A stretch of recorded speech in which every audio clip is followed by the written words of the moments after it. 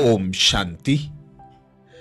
दादी जी ने हम भाई बहनों को एवर रेडी बनाने के लिए हम भाई बहनों को अटेंशन खिंचवाया।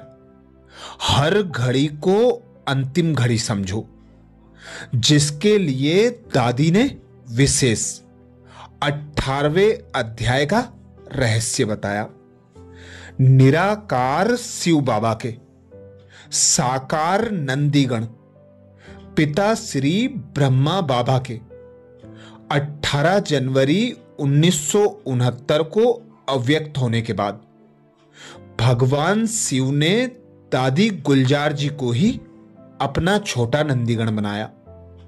उनके शरीर रूपी रथ में शिव बाबा के अवतरण की भूमिका 48 वर्षों तक चली। अंतिम पदरामणि 31 दिसंबर 2017 को ही। व्यक्तिगत जीवन में दादी गुलजार, जिनका नाम राजयोगिनी हृदय मोहिनी था, सच्चाई, सफाई और सादगी की प्रतिमूर्ति थी। उनकी प्योरिटी की रॉयल पर्सनालिटी के वाइब्रेशंस अति प्रभावशाली थे। उनके थोड़े समय का मिलन भी रूह को राहत और चित्त को प्रसन्नता प्रदान कर देता था, अर्थात भरपूर कर देता था। अव्यक्त बाप दादा की तरह ही दादी गुलजार जी के अपने बोल भी मधुर और उत्साहवर्धक और वरदानी थे।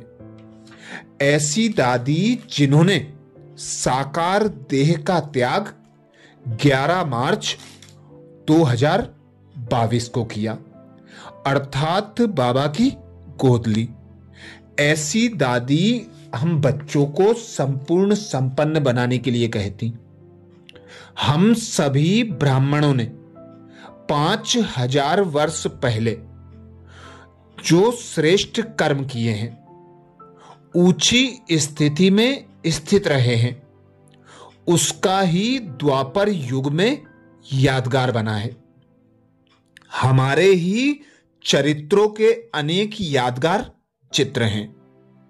उसमें भी यादगार के रूप में भारत के 2 विशेष शास्त्र हैं, एक गीता, दूसरा भागवत। शिव बाबा ने जो ज्ञान सुनाया उसका शास्त्र बना गीता, और जो हम बच्चों ने दिव्य चरित्र किए उसका शास्त्र बना भागवत। गीता जिसमें भगवानुवाच है, उसके 18वें अध्याय भी हमारी ही यादगार हैं। उसमें पहले तो दिखाते हैं कि अर्जुन को भगवान ने ज्ञान दिया। अब वह अर्जुन कौन है? अर्जुन का अर्थ है और जन, अर्थात अलौकिक लोग। और जन माना जो साधारण जन है, उनमें से न्यारे। हम सभी अलौकिक बन गए हैं। हमारा अलौकिकपन हमें इस दुनिया से न्यारा बनाता है। गीता में पहले जो 17 अध्याय सुनाए हैं, उसमें बहुत थोड़ा आटे में नमक जितना सत्य है। उन्होंने स्थूल युद्ध दिखा दिए, लेकिन यह है सूक्ष्म माया से युद्ध। तो पहले पहले 17 अध्याय तक जैसे भगवान अर्जुन को सुनाता जाता है, तुम शरीर को भूलो, संबंधियों को भूलो, तो अर्जुन बीच बीच में कहता है, मेरा मोह नष्ट ही नहीं होता। यह तो बड़ी ऊंची मंजिल है। एकदम शरीर को भूलना, संबंधियों को भूलना। मैं अपने ही संबंधियों को कैसे मारूं? वह देह व देह के संबंधियों को भूल नहीं सकता है। तो बार बार भगवान अर्जुन को कहता है कि नष्टो मोहा बनो, और अर्जुन कहता है क्या करूं, कैसे करूं। यहां भी हम बैठे हैं शिव बाबा की याद में, और याद आ जाता है शरीर। समझते हैं शिव बाबा से मेरे सर्व संबंध है, लेकिन फिर भी देह के संबंधी याद आ जाते हैं, क्योंकि साकार में है। साकार आंखों से साकार लोगों को देखते हैं तो उनकी याद सहज आ जाती है। तो पहले हम इतना लंबा चौड़ा शरीर भूले, जिस शरीर से हम एक सेकंड भी अलग नहीं रहे, उसको कैसे भूलें। कम से कम 63 जन्म बॉडी कॉन्सेंस में रहे, अब इस बॉडी कॉन्सेंस को भूलें, इसमें ही मेहनत है।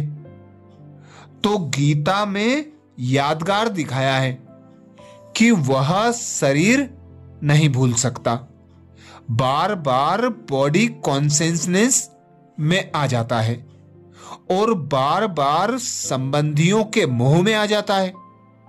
तीसरी बात उसमें दिखाई है कि कर्मेंद्रियों के वशीभूत हो जाता है, कभी जीभ के, कभी आंख के, कभी मुख के, माना कोई ना कोई कर्मेंद्रियों के ऊपर उसकी विजय नहीं होती। तो यह गीता में भी दिखाया है और हम प्रैक्टिकल में भी देख रहे हैं। 18वां अध्याय लास्ट अध्याय है। उस 18वें अध्याय में आकर अर्जुन को ज्ञान धारण हो जाता है। तो अर्जुन कहता है कि अभी मुझे समझ में आया कि मैं आत्मा हूं, यह देह और देह के संबंधी अल्पकाल के हैं, विनाशी हैं। अभी मेरा मोह नष्ट हुआ। तो लास्ट 18वें अध्याय में अर्जुन नष्टो मोहा स्मृति लब्धा बना। तो जब अर्जुन ने कहा कि हां मुझे स्मृति आ गई, देह और देह के संबंधियों का मोह नष्ट हो गया, कर्मेंद्रियों के ऊपर भी विजय हो गई, तब गीता का ज्ञान हुआ। तो यहां भी बाबा कहते हैं कर्मेंद्रियों के राजा बनो। जब हम कर्मेंद्रिय जीत बन जाते हैं तब यह ज्ञान समाप्त हो जाता है। तो बाबा ने कहा कि अभी 18वां अध्याय चल रहा है, तो तुम कहां तक पहुंचे, नष्टो मोहा हुए हो? क्योंकि जब हम लोग नष्टो मोहा बनेंगे तब दूसरों की सेवा कर सकेंगे। बाबा कहते हैं अभी अपने प्रति लगाने का पार्ट पूरा करो। परिवर्तन का समय किसी के लिए ठहरेगा नहीं, चाहे कोई 1 मास वाला हो, चाहे 50 साल वाला हो। इसमें दिल शिकस्त होने की बात नहीं। बाबा ने ड्रामा में इतना अच्छा राज रखा है जो कोई भी बाबा को उलाहना नहीं दे सकता। जो 50 वर्ष वाले निमित्त बने, उन्होंने पढ़ाई की इन्वेंशन देखी, मक्खन निकाला। आप बाद में आने वाले मक्खन खाने के टाइम पर आ गए, तो बाद में आने वाले लक्की हुए ना। पहले इतना ज्ञान नहीं था, मम्मा बाबा की पालना मिली। यह पढ़ाई धीरे धीरे बाबा ने हमको स्पष्ट की। आप लोगों को 7 दिन में ही स्पष्ट हो जाता है। पीछे जो आए हैं उन्हों को पावरफुल पढ़ाई मिल रही है, इंसेंस मिल रहा है। ड्रामा अनुसार समय को वरदान है। जो लास्ट में आए हैं वो फर्स्ट जा सकते हैं। 6 मास वाला भी 50 वर्ष वाले से आगे जा सकता है, क्योंकि पावरफुल पढ़ाई मिल रही है। केवल थोड़ा अटेंशन देना है। अभी तक अपने लिए ज्ञान खजाना इकट्ठा किया, अपने लिए योग किया। लेकिन अब समय है आप विश्व कल्याणकारी हो। तो विश्व का कल्याण कब करोगे? जिस समय विनाश अर्थात परिवर्तन का समय आएगा, उस समय हम बैठकर किसी को ज्ञान नहीं सुना सकेंगे। उस समय सभी घबराए हुए होंगे। तो 1 मिनट में जिनको प्रजा बननी होगी वह बनेगी। बाकी राजधानी में आने वालों को पूरा ज्ञान चाहिए। तो उस समय विश्व कल्याणकारी बनकर सेवा तो करेंगे, लेकिन यह सेवा अभी से ही करो। अपने प्रति समकमय लगाओ, दूसरों के कल्याण में लगाओ, तो अपना कल्याण तो हो ही जाएगा। जब हम अपनी अच्छी स्थिति में स्थित होकर कोर्स कराएंगे तो प्रभाव अच्छा पड़ेगा। अपनी स्थिति ठीक नहीं है और जिज्ञासु आ जाता है तो उसकी सेवा तो करनी पड़ेगी। कभी कभी ऐसा भी होता है कि जिज्ञासु को कोर्स देते देते स्वयं की स्थिति ठीक हो जाती है, क्योंकि उसको कहेंगे क्रोध मत करो, और आप क्रोध करेंगे तो नेचुरल मन खाएगा। कभी कभी दूसरों को कहने से अपना भी कल्याण हो जाता है। बाबा कहते हैं अभी हम सबकी वानप्रस्थ अवस्था है, अभी बचपन पूरा हुआ। जैसे बाबा लाइट माइट हाउस बन विश्व को लाइट माइट देते हैं, तो अभी हमें भी विश्व की ऐसी सेवा करनी है। इसलिए बाबा कहते हैं अभी अपने प्रति ज्यादा समय नहीं लगाओ, विश्व प्रति लगाओ, तो आपकी सेवा स्वतः ही हो जाएगी। अभी विश्व परिवर्तन का समय समीप आ रहा है। बाबा को 9 लाख प्रजा चाहिए। अभी तक कितने हुए हैं? तो कितनी फास्ट सेवा करनी पड़ेगी। समय प्रमाण आप लोग यह चेक करो कि हम विश्व कल्याणकारी बाबा के बच्चे हैं। हमको विश्व का राज्य भाग्य लेना है। तो राज्य किस पर करेंगे? तो पहले अपनी रॉयल फैमिली बनाओ, फिर प्रजा बनाओ, तब ही तो राजा बनेंगे। प्रजा बनने के लिए, रॉयल फैमिली बनाने के लिए सेवा भी जरूर करनी पड़ेगी। कई हैं जो कहते हैं मेरा योग ठीक लगता है, लेकिन क्रोध आ जाता है।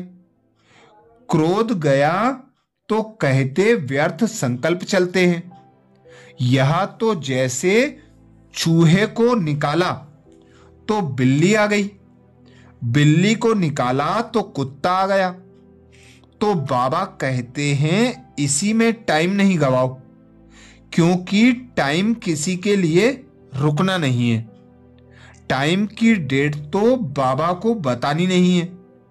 कई समझते हैं 2000 पूरा होगा, तो 2000 के हिसाब से इतना टाइम पड़ा है। बाबा कहते हैं मैं यह भी नहीं कहता कि 2000 भी पूरा होगा। अगर मैं यह बता दूं कि 2000 पूरा होगा तो आप कहेंगे अभी तो समय पड़ा है, बाकी लास्ट का 1 साल तीव्र पुरुषार्थ कर लेंगे। अभी तो मौज से आराम से चलो, इसमें अलबेलापन आ जाएगा। इसलिए बाबा डेट कभी नहीं बतलाता। कल भी होने वाला होगा, 1 घंटे बाद भी होने वाला होगा, तो भी डेट नहीं बताएगा।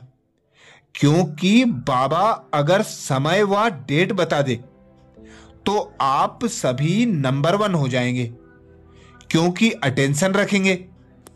यहां भी तो नंबर वार माला बननी है। ब्राह्मणों के लिए सबसे अच्छे से अच्छा स्लोगन है, अब की घड़ी अंतिम घड़ी, अब नहीं तो कब नहीं, हर घड़ी अंतिम घड़ी। यह अटेंशन रखो। फिर एवर रेडी रहेंगे, अलबेले नहीं रहेंगे। हमको हर घड़ी तैयार रहना है, किसी भी घड़ी कुछ भी हो जाए, हमारा हिसाब किताब चुकतू हुआ पड़ा हो। जैसे ट्रेन के समय तैयार होकर बैठे रहेंगे तो कभी भी ट्रेन आ जाए निश्चिंत होकर चले जाएंगे। हम कर्म बंधनों से मुक्त हो गए। बाबा और मैं, ऐसी कर्मातीत अवस्था है तो मैं तैयार हूं, कभी भी कुछ भी हो जाए। संगम युग जितना समय चले हुए बहुत अच्छा। आपको तैयार रहना चाहिए। आप नष्टो मोहा स्मृति स्वरूप बन जाओ, एवर रेडी बनकर दूसरों की सेवा में समय लगाओ। 18वें अध्याय का लास्ट पार्ट यह है कि स्मृति स्वरूप नष्टो मोहा हो, दूसरों की सेवा करो। अच्छा, ये थे दादी जी के विशेष महावाक्य।